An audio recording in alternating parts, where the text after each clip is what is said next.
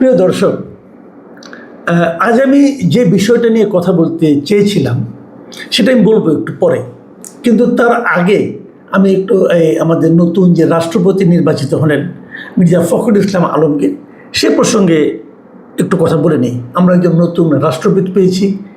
উনি নিয়মিত রাষ্ট্রপতি। নিয়মিত অর্থ হলো এরকম যে ভোটের মাধ্যমে উনি নির্বাচিত হয়েছেন এবং ওনার একজন প্রতিদ্বন্দ্বী ছিলেন, তিনিও খুবই সুপরিচিত ব্যক্তিত্ব। সেই ভোটে উনি নিরঙ্কুশভাবে বিজয়ী হয়েছেন। নতুন রাষ্ট্রপতি হিসেবে মির্জা ফখরুল ইসলাম আলমগীরকে আমরা অভিনন্দন জানাতে চাই।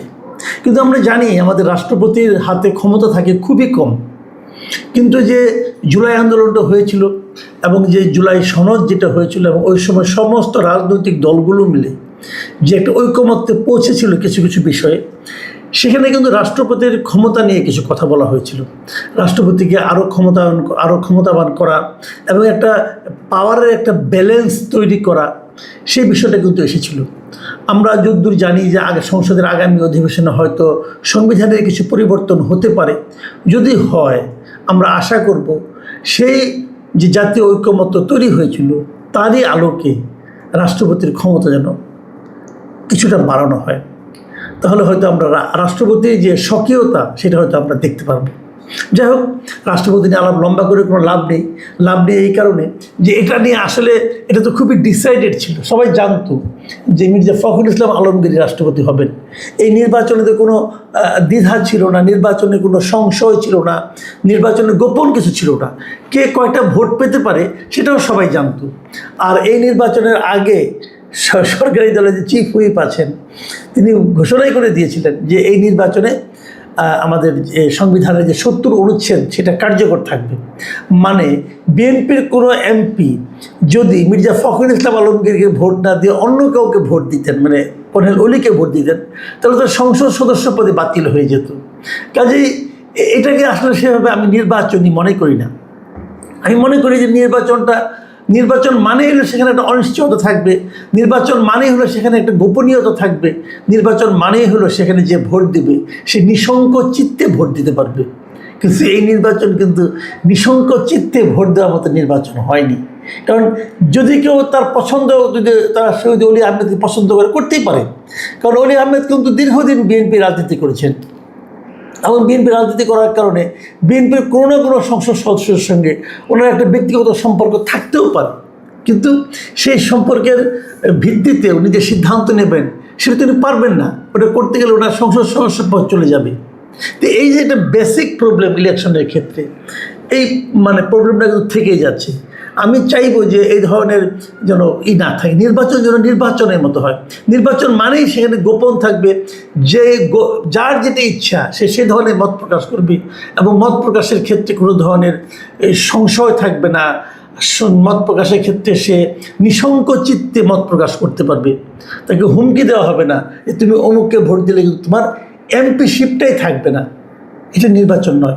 যাই হোক, তারপরে হয়েছে, এটা নিয়ে আর নতুন করে বলার কিছু নেই। আর মির্জা ফখরুল ইসলাম আলমগীর খুবই যোগ্য ব্যক্তি। প্রেসিডেন্ট হিসেবে ওনাকে আমি পছন্দই করি।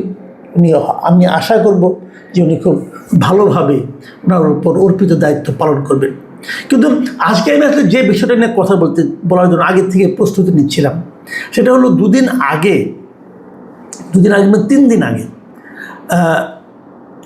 এই সোশ্যাল মিডিয়াতে ইউটিউবে আমি একটা কন্টেন্ট দেখেছি। সেই কন্টেন্টটা হচ্ছে, আপনারা সবাই চিনেন ওনাকে, মিস্টার পিনাকি ভট্টাচার্য। উনি একটা কন্টেন্ট করেছেন এবং উনি প্রায়ই নানা বিষয় নিয়ে কন্টেন্ট করেন। আমি আগেও বলেছি, উনি আমাকে নিয়েও অনেকবার অনেক কিছু বলেছেন। তো সেগুলো নিয়ে এটা ব্যক্তিগত পর্যায়ের ব্যাপার ছিল, ওগুলো নিয়ে আমি মাথায় ঘামাই না এতটা। এবং ওনার কন্টেন্টগুলো আমি মাঝে মাঝে দেখি কারণ উনি বেশ পড়াশোনা করা লোক। ওনাকে আমার খুব জ্ঞানী মানুষ মনে হয়। উনি যখন যে কোনো কিছু একটা ধরেন খুব শক্তভাবে ধরেন, আটঘাট বেঁধেই ধরেন। গত 17 আগস্ট আজকে থেকে 3 দিন আগে আপ করা সেই ওই ইউটিউবের যে কন্টেন্টটা, সেটার শিরোনাম ছিল হাসিনা ফেরানোর মিশনে ওয়াকারের সাথে ইন্ডিয়ার অনুগত জেনারেলরা কারা। আর সেটা যে থাম্বনেল ছিল থাম্বনেইলে লেখা ছিল হাসিনা ফেরানোর মিশনে ওয়াকারের সাথে দুই ছায়াকে, লক্ষ্য করুন, এক জায়গায় লেখা দুই ছায়াকে, আর আপনার শিরোনামে লেখা যে ইন্ডিয়ার অনুগত জেনারেলরা কারা। মানে উনি দুভাবে দেখছেন, একটা হলো যে দুজন ওয়াকার মানে সেনাপ্রধান যিনি আছেন তার সঙ্গে তার ছায়া হিসেবে কি আছেন, এবং একই সঙ্গে তাদেরকে উনি বলছেন তারা ইন্ডিয়ার অনুগত জেনারেল। এটা বলে উনি এখানে দুজনের ছবিও দিয়েছেন, দিয়ে উনি অনেক কথা বলেছেন, এবং এরা কিভাবে ইন্ডিয়ার অনুগত, কিভাবে ওয়াকারুজ্জামান উনিও নিজেও ইন্ডিয়ার অনুগত, কিভাবে তারা আওয়ামী লীগকে ফিরিয়ে আনতে চায়, এরকম অনেক কিচ্ছা কাহিনী উনি সেখানে বর্ণনা করেছেন। এই ভদ্রলোকের একটা মানে টাইপটা কেমন, উনি একটা ঘটনার কথা বললেন, বলে যেমন ধরেন ওই জায়গায় একটা মানে আপনার মনে করেন একটা কোনো একটা জায়গায় সেখানে একটা মারামারি হয়েছে, তারপরে বলছেন যে তার থেকে আধা কিলোমিটার দূর দিয়ে একজন লোককে আমি হেঁটে যেতে দেখেছি, অতএব ওই ঘটনার সঙ্গে উনি ওনাকে জোড়া দিয়ে দিলেন যে তাহলে উনিও ছিলেন। এই ধরনের আর কি উনি যে সমস্ত অভিযোগ করেছেন তার কোনোটার কিন্তু আমি খুব মন দিয়ে একাধিকবার শুনেছি, কোনো মানে আপনার যে খুব একটা যে তথ্য প্রমাণের ভিত্তিতে উনি করেছেন তা কিন্তু না।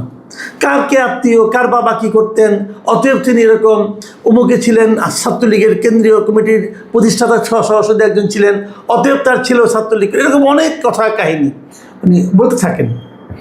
মানে এগুলোর আসলে কোনো আমার কাছে মনে হয় কোনো ভিত্তি নাই। যেমন ধরুন আমি ওনার কথাই বলি, উনি তো জামাতে ইসলামের একনিষ্ঠ সমর্থক, ওনার বাবা ছিলেন, বলুন পিনাকি সাহেব তো এই মুহূর্তে জামাতের একনিষ্ঠ সমর্থক, জামাতের পক্ষে অনেক কিছু বলেন, তো ওনার যিনি বাবা ছিলেন তিনি কি জামাতের সমর্থক ছিলেন? ভাই কেউ বলবে, বগুড়ার লোকজন, আমি তো বগুড়া খবর রাখি, তো কেউ কি বলবে এটা?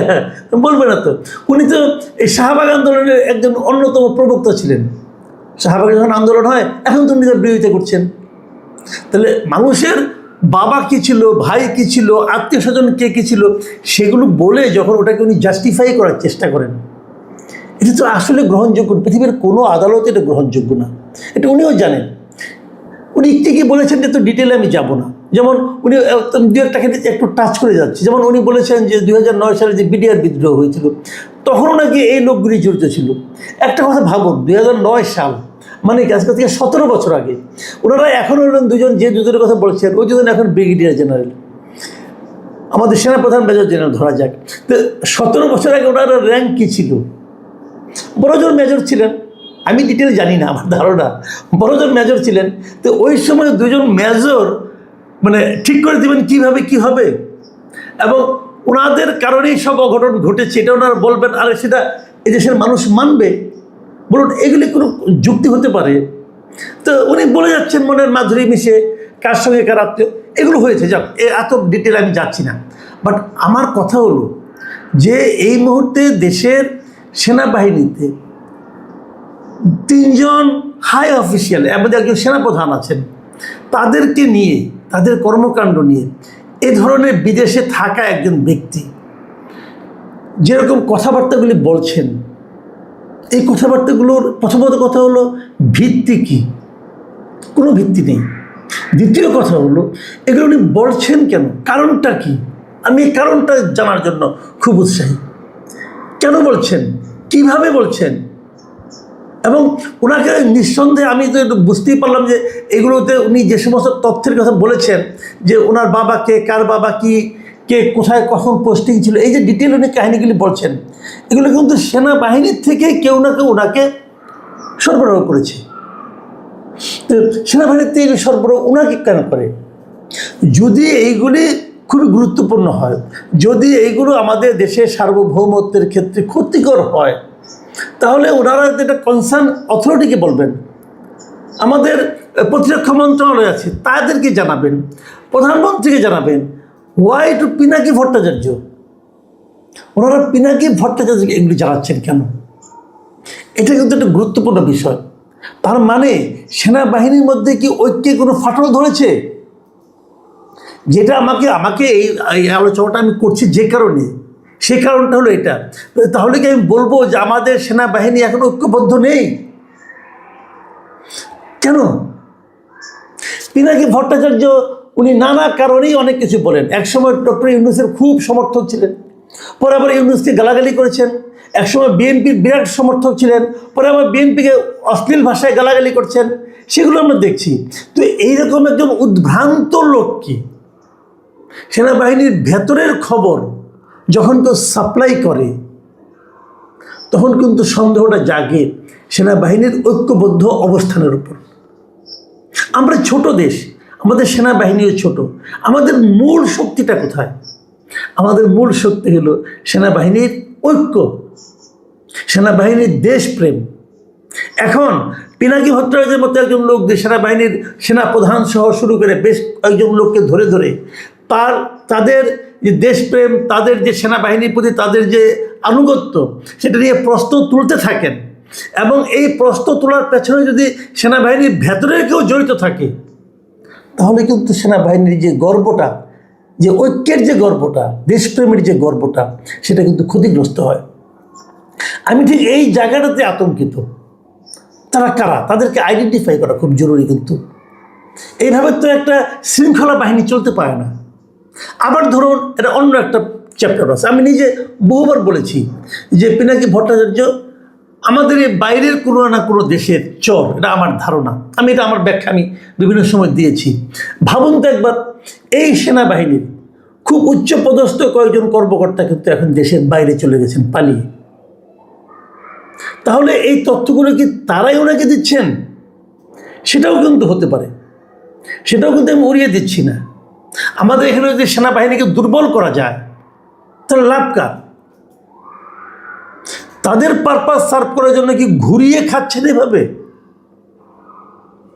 এই বিষয়টা কিন্তু আমি মনে করি আপনাদের বিচারে আনতে হবে। আমাদের সেনাবাহিনী বলেন, আমাদের সরকার বলেন, যেমন আমি আমাদের সাবেক প্রধানমন্ত্রীর কথাই বলি, শেখ হাসিনা, উনি তো অনেক কিছুই জানতেন। অথবা ওনার যিনি নিরাপত্তা উপদেষ্টা ছিলেন, সামরিক উপদেষ্টা ছিলেন জেনারেল তারেক সিদ্দিকী, উনি তো সেনাবাহিনীর আদ্যপ্রান্ত ভেতরের সমস্ত খবর জানেন তো। তো এখন এই তথ্যগুলি কোথায় যাচ্ছে? আমি মনে করি আমাদের সরকারকে এই সমস্ত বিষয়গুলো নিয়ে ভাবতে হবে, খুব সিরিয়াসলি ভাবতে হবে। যারা এখন এই সেনাবাহিনীকে পরিচালিত করছেন, তাদের দিকে নয়, সন্দেহ দৃষ্টিতে দিতে হবে তাদের দিকে, যারা নাকি সেনাবাহিনী ঐক্য নষ্ট করছে দেশের ভেতরে থেকে অথবা বাইরে থেকে, তাদের দিকে নজর দিতে হবে। দেখুন, জেনারেল ওয়াকারুজ্জামান নিয়ে অনেক কথা হয় আমাদের সেনাপ্রধানকে নিয়ে। উনি শেখ হাসিনার আত্মীয় ছিলেন, আত্মীয় তো অস্বীকার করার কোনো উপায় নাই। কিন্তু 5ই আগস্টের যে ঘটনা ঘটেছে, শেখ হাসিনাকে দেশ ছেড়ে চলে যেতে হয়েছে, নতুন যে একটা গণ অভ্যুত্থানের যে একটা সাফল্য এসেছে, এর পেছনে কি জেনারেল ওয়াকারুজ্জামানের কোনো ভূমিকা নেই? আমি যদি উল্টো করে ঘুরিয়ে বলি, সবচেয়ে বড় ভূমিকাটাই ওনার ছিল। সেনাপ্রধান না চাইলে সেনাবাহিনী গিয়ে জনগণের কাছ দিক থেকে তাদের বন্দুকের নলটা ঘুরিয়ে নিত? উনি তো নিয়েছিলেন, মধ্যস্থতা তো উনিই করেছিলেন। তো আমরা যেটা পেয়েছি, তার পিছনে ওনার কোনো ভূমিকা নেই, কেবল পিনাকি ভট্টাচার্যের ভূমিকা আছে। এই বিষয়গুলো কিন্তু আমি মনে করি খুব সিরিয়াসলি আমাদেরকে দেখতে হবে। আমি জানি যে আপনি বলবেন যে না, ওনার মতো লোক একজন বলেছে, ওদের কি আসে যায়? না, আসে যায় কিভাবে? মানুষের মধ্যে সন্দেহ তৈরি করে দেওয়ার মতো কিন্তু ভয়ঙ্কর কাজ আর কিছু হতে পারে না। আপনি দেখুন, এই যে পিনাকি ভট্টাচার্য যেটা করেছেন, আপনি যদি ওর কমেন্টগুলি পড়েন, তাহলে দেখবেন 3 দিন আগে সেই যেটা উনি দিয়েছেন, এই কন্টেন্টটা আপ করেছেন, এই 3 দিনে কিন্তু প্রায় 7.5 লাখ লোক এটা দেখেছে। তো এই মানুষগুলোর মধ্যে তিনি একটা সন্দেহ তৈরি করে দিচ্ছেন। সন্দেহটা দ্বিমুখী কিন্তু। একটা হলো সেনাবাহিনীর ভেতরের সন্দেহ, আরেকটা হলো সেনাবাহিনীর সঙ্গে সরকারের সন্দেহ। এই দুইটা সন্দেহ খুব গুরুত্বপূর্ণ। তৃতীয় আরেকটা সন্দেহ আছে, সাধারণ মানুষের মধ্যে এক ধরনের সন্দেহ তৈরি করে দেওয়া। এই ভদ্রলোকের কাজই হচ্ছে মানুষের মধ্যে ঐক্যটাকে নষ্ট করে দেওয়া। আমি জানি, আমি এটা বিশ্বাস করি, উনি পেইড লোক, ওনাকে টাকা দিয়ে অনেক কিছু করানো যায়, অনেকে অনেক কিছু এরকম বলেও থাকেন। কিন্তু এই যে বাইরে থেকে, দেশের বাইরে থেকে দেশের ভেতরে ঐক্য যারা নষ্ট করে দেয়, তাদের প্রতি সন্দেহ করবেন। উনি দেশে আসেন না কেন? বিদেশে বসে বসে আরামে চাকরি করেন, বিদেশে বসে বসে ওখানে বসে বসে মুচকি হাসেন। আর আমি তো ওনাকে বলেছিলাম যে উনি হলো বাংলাদেশের একমাত্র, বাংলাদেশে না, বিশ্বের একমাত্র ব্রাহ্মণ পীর। মানুষকে বিভ্রান্ত করার তালে আছেন আর কি। যাই হোক, আমি ওনাকে কিছু বলতে চাই না, ওনার পরিবর্তনের প্রত্যাশা আমি করি না, কারণ ওনার যা স্বভাব সেটা তো হবে, কিন্তু চিন্তা ভাবনা করেই বেছে নিয়েছেন কোন পথে যাবেন। কিন্তু আমি আমার দেশের মানুষকে বলবো, ভাই বিভ্রান্ত হবেন না। আর সরকারকে বলবো, সেনাবাহিনীকে বলবো, আপনারা সতর্ক হন। ঐক্যের কোনো বিকল্প নাই, দেশপ্রেমের কোনো বিকল্প নাই। উনি যেটা করছেন, উনি তার সম্পূর্ণ বিপরীত কাজটাই করছেন। আর ওনার প্রতি আমার অনুরোধ, ভাই এই দেশে তো আপনি জন্মগ্রহণ করেছেন, এই দেশটাকে আর বিভ্রান্তির চূড়াগুলিতে ঠেলে দেবেন না প্লিজ। প্রিয় দর্শক, এখন এ পর্যন্তই। আল্লাহ হাফেজ।